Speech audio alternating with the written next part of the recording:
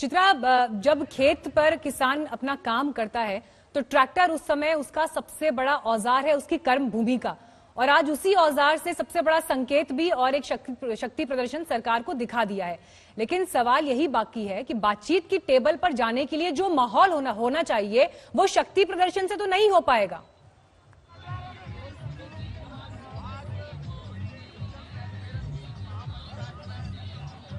ये अपने आप में सबसे बड़ा सवाल है। आपको बता दें, जिस जगह पर इस वक्त मेरी मौजूदगी है, पेरिफेरल एक्सप्रेसवे में बीच का ये रास्ता, जहां से 50 किलोमीटर की दूरी पर पलवल है। गाजीपुर से यहाँ हजारों की तादाद में किसान आए हुए हैं। हरियाणा के किसान, यानी कि यूपी हरियाणा के किसान आपस में आकर ट्रैक्टर रैली अभी संपन्न नहीं हुई है, वो जारी है। लेकिन यहाँ पर एक दूसरे का मनोबल बढ़ाने और आगे की रणनीति तैयार करने की कोशिश की जा रही है। मैं चाहूंगी हमारे कैमरा पर्सन सत्या यहाँ की तस्वीरें दिखाएं, किस तरह से आप देखिए किसानों की इस ट्रैक्टर रैली में शामिल होने के लिए दूर दूर से लोग आए हुए हैं। और हर तरह के, यानी कि एक तरफ हरियाणा, पंजाब, उत्तर प्रदेश, राजस्थान, हर जगह से लोग आए हुए हैं। सामने ये तिरंगा लहराता हुआ आपको दिखाई दे रहा है। गणतंत्र दिवस पर देश का रंग रूप कुछ ऐसा ही होगा, लेकिन उसके ठीक पहले ये दरअसल ट्रेलर है, ये रिहर्सल भी है कि अगर सरकार मांग नहीं मानती है तो बिल्कुल ऐसी ही तस्वीर उसको दिखाई देगी। जय जवान जय किसान का नारा तो लगता है, लेकिन एक तरफ जहां जवान परेड करेंगे तो वहीं दूसरी तरफ टैंक के साथ ट्रैक्टर भी परेड करते हुए नजर आएंगे राजपथ पर। इन किसान नेताओं का ये कहना है। अब बड़ा सवाल ये है, बीच का रास्ता कैसे निकलेगा। रवि हमारे साथ मौजूद हैं, रवि आजाद, ये युवा कांग्रेस प्रदेश अध्यक्ष भारतीय किसान यूनियन हरियाणा से आप हैं। ये बताइए कि बीच का रास्ता सरकार तैयार है, आप लोग मांगों पर अड़े हुए हैं, आगे की क्या है? देखिए, अभी यहाँ से जो गाजीपुर से जो ट्रैक्टर यात्रा आई है वो वापस गाजीपुर को जाएगी और पलवल बॉर्डर से जाएगी, वापस पलवल बॉर्डर को जाएगी। यहाँ से चेंज हो लेंगे। इसके साथ में अब हमारी जो आगामी रणनीति, आज ये केवल एक ट्रेलर है मोदी सरकार को कि वो किसानों की ताकत देख ले। किसान आपके 3 कानूनों के विरोध में और आपकी किसान विरोधी नीतियों के विरोध में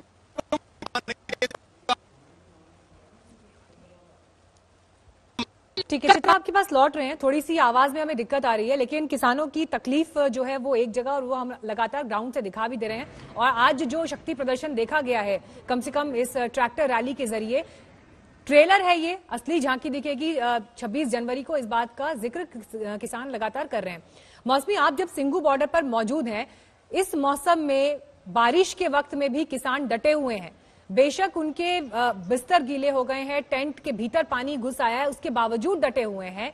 ये जो मनोबल है किसानों का, ये मनोबल वो कहां से हासिल कर रहे हैं? क्योंकि परिवार भी पीछे छूटे हुए हैं। इस पूरी घटना के संवेदनात्मक पहलू, इस मानवीय पहलू पर भी नजर डालनी होगी और सुप्रीम कोर्ट तक इस पर चिंता जाहिर कर चुका है। मौसमी,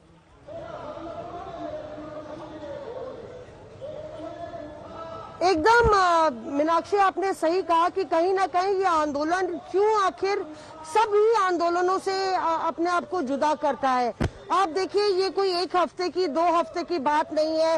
लगातार कई हफ्ते बीत गए हैं। ऐसा लगा 2 हफ्ते बाद सर्दी बढ़ी, तापमान गिरा तो कहीं ना कहीं किसान जो है वो बैकफुट पर आ जाएंगे।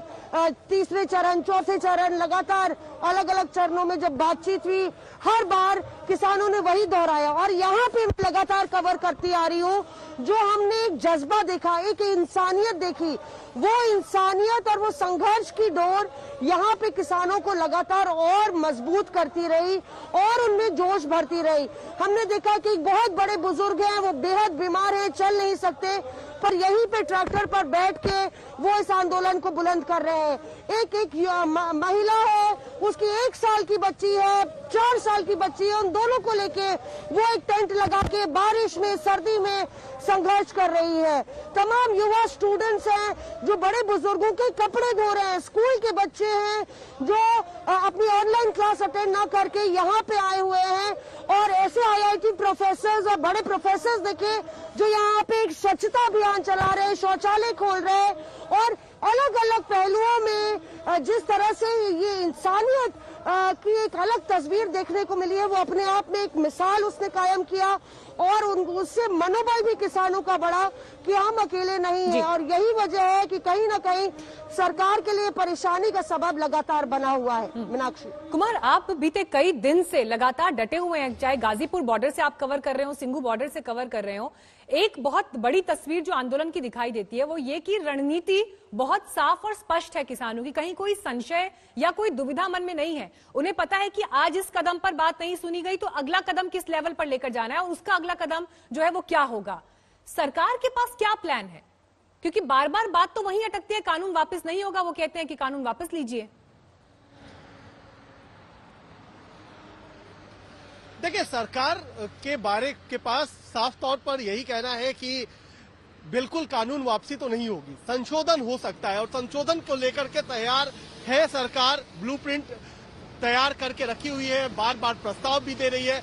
लेकिन किसानों का साफ तौर पर कहना है कि वो यहाँ पर लौटने के लिए नहीं आए हैं। लंबी लड़ाई है, तैयारी पूरी है। पहले दिन से किसानों का साफ तौर पर कहना था कि चाहे कितनी लंबी उनको यहाँ पर दिनों के लिए सवाल इसलिए और अहम हो जाता है क्योंकि संसद से पास हुआ कानून अगर उस पर इस तरह का आंदोलन और ऐसी आर पार की स्थिति है तो क्या फैसला सुप्रीम कोर्ट से होगा?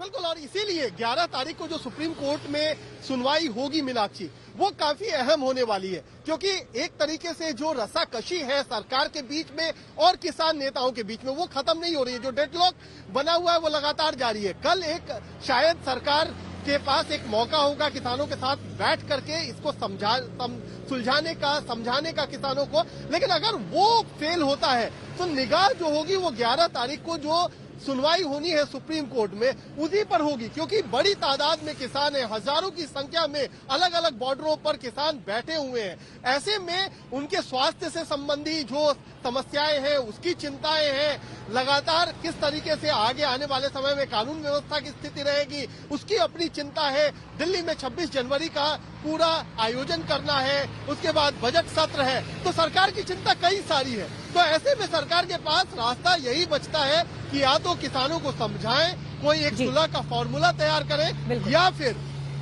जो सुप्रीम कोर्ट है उसके रास्ते से कोई न कोई समाधान की कोशिश हो।